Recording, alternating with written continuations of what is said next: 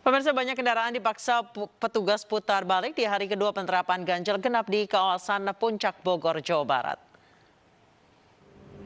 Padatnya arus kendaraan membuat antrean panjang lebih dari 1 kilometer dari pintu tol Ciawi menuju Simpang Gadok. Tidak hanya mobil, motor dengan plat nomor ganjil hari ini juga diminta putar balik.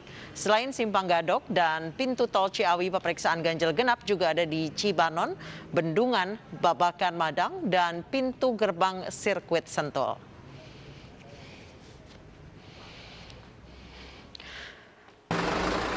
Antrean panjang juga terjadi di pintu tol Paster menuju kota Bandung. Sejumlah kendaraan dengan plat nomor di luar Bandung diminta putar balik karena melanggar sistem ganjil genap. Arus kendaraan cukup padat di tol menuju Bandung memaksa petugas membuka 5 gerbang di pintu tol Paster untuk mengurangi kemacetan.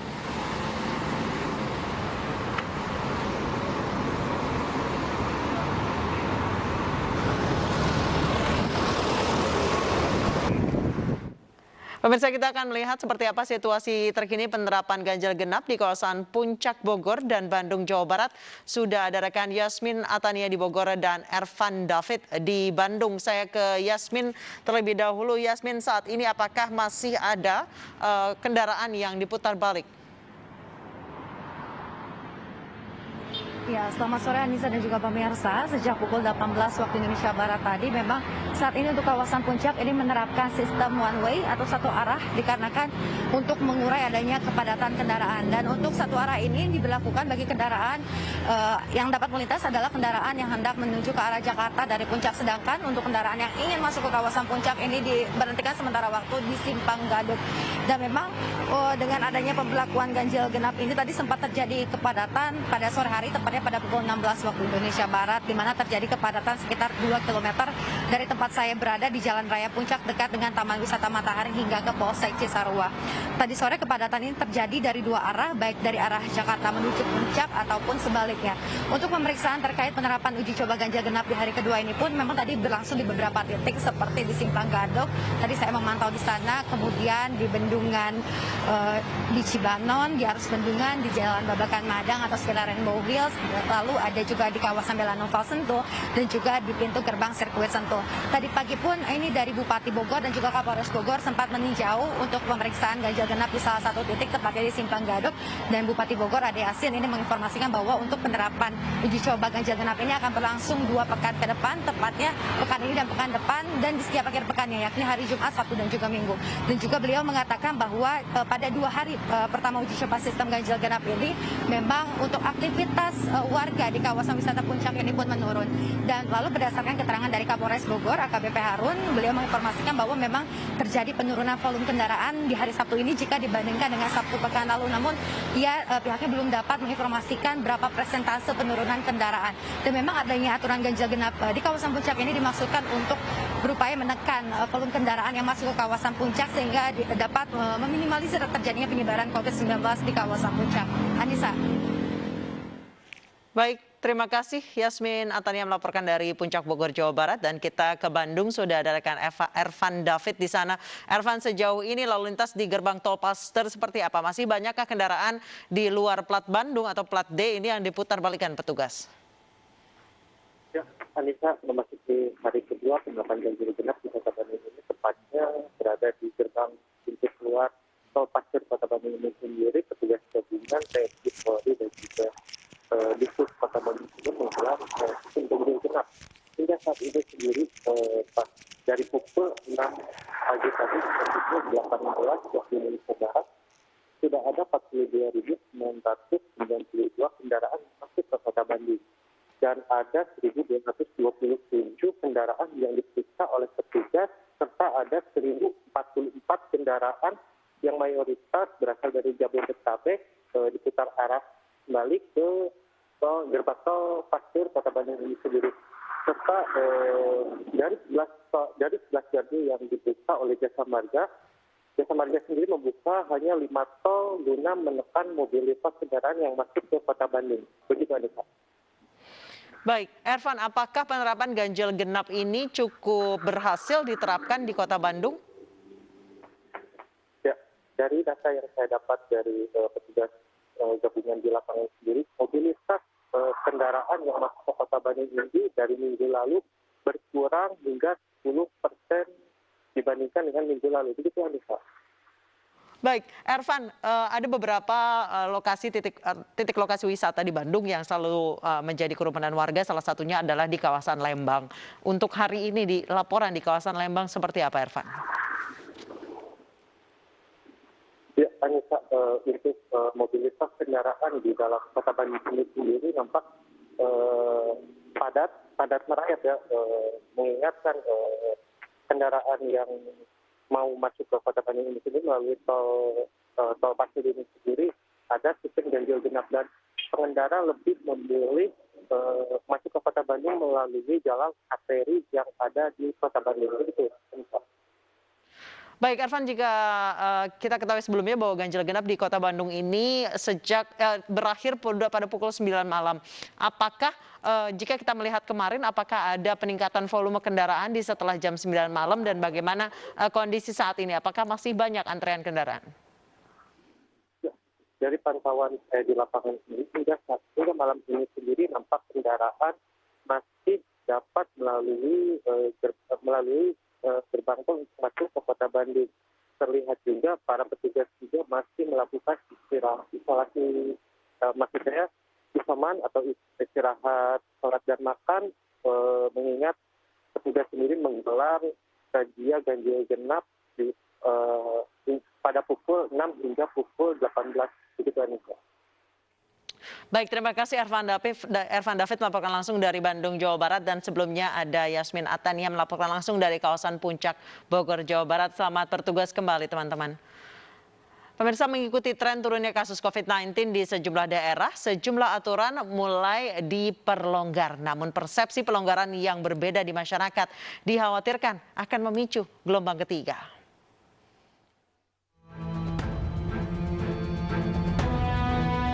Ketika pemerintah melonggarkan kegiatan masyarakat di tengah pandemi, harapan pandemi menjadi endemi mulai terlihat. Hidup berdampingan dengan COVID-19 menjadi pilihan. Jumlah kasus yang fluktuatif menjadi cikal bakal kondisi new normal. Sejumlah aturan pun mulai dilonggarkan dalam PPKM lanjutan, di antaranya jam operasional mal diperpanjang hingga pukul 21 atau pukul 9 malam, namun dengan kapasitas maksimum 50%. Sektor industri atau pabrik diperbolehkan beroperasi 100% dengan pembagian minimal 2 shift. Namun dengan syarat, perusahaan harus memiliki izin operasional dan mobilisasi kegiatan industri dan izin Kemenperin. Selain itu, untuk menumbuhkan kembali sektor ekonomi dan pariwisata, pemerintah juga mengizinkan sejumlah daerah kabupaten kota untuk membuka objek wisata bagi para pengunjung. Begitu juga dengan kegiatan belajar mengajar tatap muka. Pembelajaran tatap muka ini akan digelar dengan maksimal 50% kapasitas sekolah dengan protokol kesehatan ketat. Namun, pelonggaran ini seharusnya diikuti dengan peningkatan testing dan tracing, agar kekhawatiran akan gelombang ketiga tidak terjadi. Pelonggaran PPKM membuat aktivitas masyarakat menjadi meningkat. Bagaimana mengantisipasinya agar tidak dikhawatirkan kemudian menimbulkan gelombang ketiga. Narasumber kami sudah bergabung, Kabid Perubahan Perilaku Satgas Penanganan COVID-19, Bapak Sony Haribe Harmadi, dan epidemiolog Griffith University Diki Budiman. Mungkin saya ke Mas Diki terlebih dahulu. Pak Diki, menurut Anda gelombang ketiga apakah akan terjadi setidaknya awal tahun 2022? Ya, potensinya tentu ada, dan ini kembali pada kita semua untuk menjawab apakah itu akhirnya terjadi atau tidak. Karena di semua negara gelombang ketiga ini ya sedang, bahkan ada sebagian sedang terjadi, dan yang lainnya sudah mulai terlihat akan terjadi seperti di India. Nah, yang menjadi permasalahannya adalah untuk Indonesia, meskipun kita dengan laporan WHO ini sekarang sudah menurun ya, bahwa kasus untuk infeksinya 25% menurun, kematian 37% menurun, tapi harus diingat bahwa masih ada 11 provinsi yang memiliki level community transmission di level 3, artinya tinggi. Dan yang sangat tinggi masih ada 4 provinsi ya community transmission, dan sisanya belum juga keluar, sebagian besar belum keluar dari level community transmission, yang artinya bahwa sebagian besar kasus infeksi di masyarakat ini masih terjadi di komunitas. Baik. Selain itu, meski tes positivity rate kita menggembirakan secara nasional ini turun, tapi harus diingat bahwa kontributor untuk testing ini selama ini kan Jakarta. Jadi kalau Jakartanya membaik juga nasional. Tapi kalau dilihat satu persatu, mumpung ada Pak Sony, saya sampaikan juga bahwa masih ada ya, yang tes positivity rate-nya lebih dari 20% itu 18 provinsi. Baik. Ya berarti ini berbahaya sekali. Kenapa artinya potensi ledakan yang besar? Termasuk masih ada 5 provinsi yang tidak mencapai benchmark yang 1 orang dites per 1.000 orang per minggu. Nah ini artinya dia nggak bisa dihitung bahkan tes positivity rate-nya. Nah inilah yang selain tadi nanti dalam vaksinasi yang juga belum setengah dari total populasi yang lengkap. Ini yang berpotensi, Anissa. Baik, saya ke Pak Sony. Pak Sony, pelonggaran PPKM ini buat masyarakat, kemudian banyak produktivitas di pusat keramaian, sudah banyak yang liburan lagi, tatap muka juga akan mulai. Bagaimana seharusnya menyikapi penurunan level PPKM ini? Karena nampaknya masyarakat sudah mulai jengah dengan stay at home ini. Ya, betul bahwa perkembangan kasus COVID-19 terutama di Jawa Bali itu telah menunjukkan perbaikan yang signifikan ya. Tapi berkali-kali baik Bapak Presiden, Pak Luhut selaku koordinator, juga Kasatgas menyampaikan bahwa kita perlu sangat berhati-hati. Pembukaan dilakukan secara bertahap, bertingkat, dan berlanjut. Oleh karenanya, sudah diminta dalam rapat koordinasi kepada seluruh kepala daerah, Pangdam, Kapolda, Danrem, Dandim, Kapolres untuk betul-betul mengawal implementasi peraturan tiap sektor sesuai level kabupaten kota yang ada di dalam instruksi Menteri Dalam Negeri. Jadi, kalau dia berada di level 3, maka sebetulnya aturannya juga disesuaikan. Jadi, tidak kemudian berupaya membuka tanpa mengikuti aturan. Makanya aturan ini dalam pengawasan yang ketat dan kepala daerah harus melakukan. Lalu kemudian juga akan ada tim yang melakukan pengecekan secara random penegakan aturan Inmendagri. Kami paham bahwa masyarakat sudah jenuh. Tetapi kita nggak akan selesai pandeminya kalau berkali-kali kita naik turun, dan seterusnya. Pak Sony. Bahkan, ya. Pak Sony, mungkinkah akan ada gelombang ketiga awal tahun 2022 jika kita berkaca pada akhir tahun 2020 kemarin ada peningkatan karena libur akhir tahun?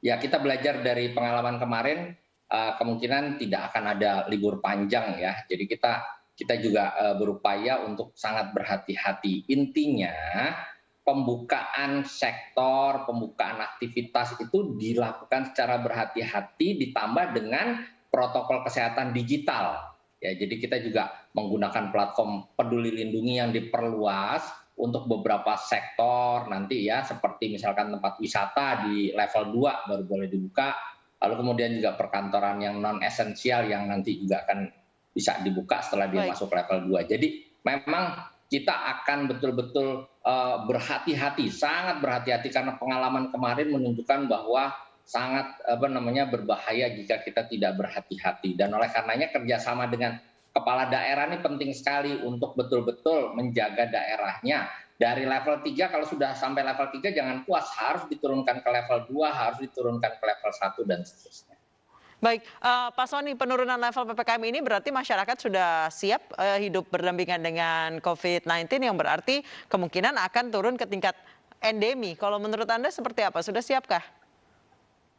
Iya, kita memang harus siap. Yang pertama adalah kita mendorong perubahan perilaku, ya, adaptasi kebiasaan baru. Oleh karenanya, masyarakat nih kita nilai konsistensi kepatuhan di dalam memakai masker, menjaga jarak, mencuci tangan, yang menjadi betul-betul tanggung jawab masyarakat dan kita bersama. Lalu kemudian 3T-nya ya, kapasitas respon rumah sakit kita juga, kemampuan kita di dalam melakukan atau memantau masyarakat melalui protokol kesehatan digital, melalui platform Peduli Lindungi, ini kan juga masih dalam tahap uji coba terus. Jadi kita melakukan uji coba dulu untuk mengetahui apakah masyarakat sudah terbiasa atau tidak, lalu kemudian bagaimana kita bisa menekan risiko penularan. Kalau uji cobanya berhasil, kita buka secara perlahan seperti itu Mbak Anissa. Baik, saya ke Pak Diki. Pak Diki, masyarakat Indonesia siap atau tidak hidup berdampingan dengan COVID-19? Dan Anda melihat saat ini seperti apa selama hampir 2 tahun ini tingkat kedisiplinan masyarakat menerapkan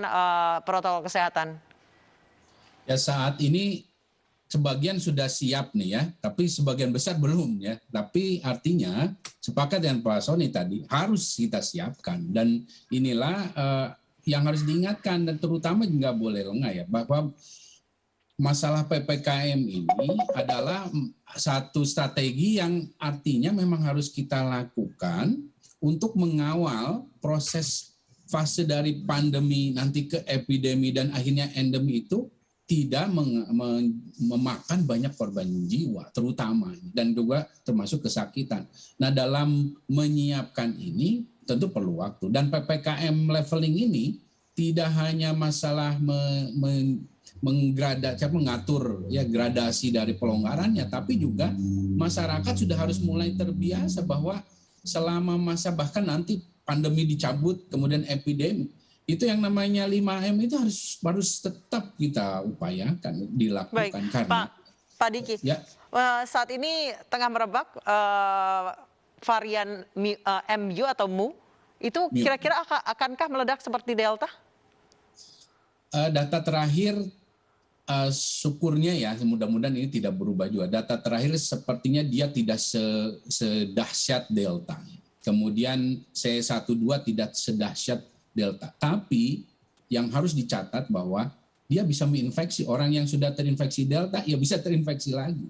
Orang yang terinfeksi Alpha ya bisa terinfeksi lagi. Nah, ini yang artinya kita memiliki ancaman. Nah, oleh karena itulah pintu masuk ya harus diperkuat, tetap dijaga, diperkuat. Ya, kemudian ya ini 3T 5M vaksinasi harus terus digencarkan di semua wilayah, karena apapun variannya, Mbak Anissa, strateginya tetap sama. Nah, sekarang masalahnya saya melihat di masyarakat ini abai ya, bahkan di perkantoran merasa sudah aman. Nah, inilah yang akan membuka celah varian-varian seperti ini, bukan hanya bisa masuk atau menyebar, tapi bisa lahir ya masalah varian-varian baru ini. Nah, inilah yang harus diberikan kesadaran dan juga disadari oleh masyarakat ya, terkait potensi ancaman varian ini. Baik, saya ke Pak Sony. Pak Sony belajar dari tahun 2021 ini. Di kuartal kedua tahun 2021 angka positivity rate harian itu turun. Kemudian bisa dibilang di kuartal ketiga 2021 itu naik drastis, bahkan angka tertinggi mencapai 59.000. Ada kelengahan di kuartal kedua tahun 2021. Mall sudah mulai buka, bahkan ada di beberapa mall kita berasanya tidak ada pandemi. Kantor sudah mulai 100%, 52 tidak ada WFH, tidak ada WFH, kemudian sekolah juga beberapa sudah mulai uji coba tatap muka. Apakah ini tidak dikhawatirkan akan terjadi lagi yang di tahun 2021 ini, Pak?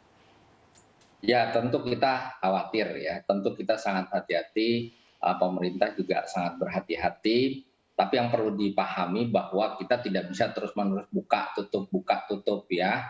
Kita harus mulai menyiapkan skenario bagaimana tadi hidup berdampingan dengan COVID, aktivitas secara perlahan, bertahap, itu dibuka sambil melihat risikonya.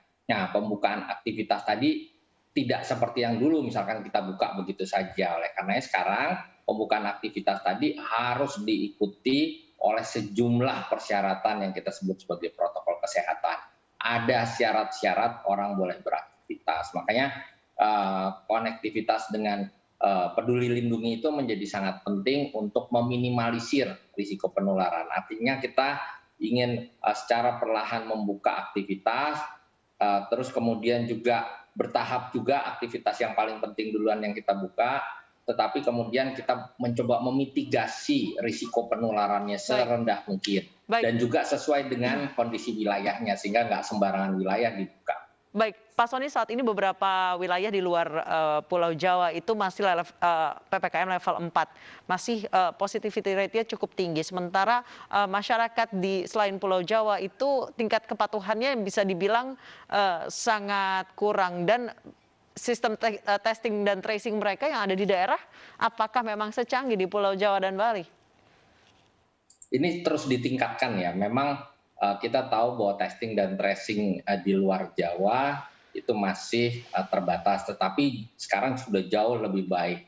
Bahkan sekarang tracing secara nasional ya kita sudah mampu mencapai angka sekitar 8, hampir 8 orang per 1 orang terkonfirmasi positif. Bandingkan dengan tanggal 2 Agustus misalkan yang masih angkanya 3, sekarang sudah bisa 8. Jadi terus ada upaya untuk meningkatkan kapasitas testing dan kapasitas tracing. Karena salah satu cara untuk meminimalisir risiko penularan dengan membuka perlahan aktivitas tadi adalah juga melakukan ekspansi testing dan tracing. Dr. Diki ini berkali-kali juga menyampaikan, mengingatkan kita semua. Jadi kapasitas testing dan tracing terus ditingkatkan ya. Kita tahu bahwa harga testing juga sudah diturunkan, harga PCR sudah diturunkan dengan harapan semakin terjangkau. Dan testing tracing yang dilakukan adalah testing tracing epidemiologi sesuai dengan faktor risiko yang ada. Baik. Terima kasih Pak Sony Harmadi dan Pak Diki Budiman telah bergabung bersama kami di iNewsroom Weekend. Semoga kedisiplinan masyarakat ini semakin terlatih untuk memberlakukan protokol kesehatan ke depannya. Terima kasih. Pemirsa, usai jeda seorang bocah berusia 6 tahun nyaris buta karena diduga jadi korban pesugihan dan ilmu hitam orang tuanya. Informasi selengkapnya akan kami hadirkan usai jeda.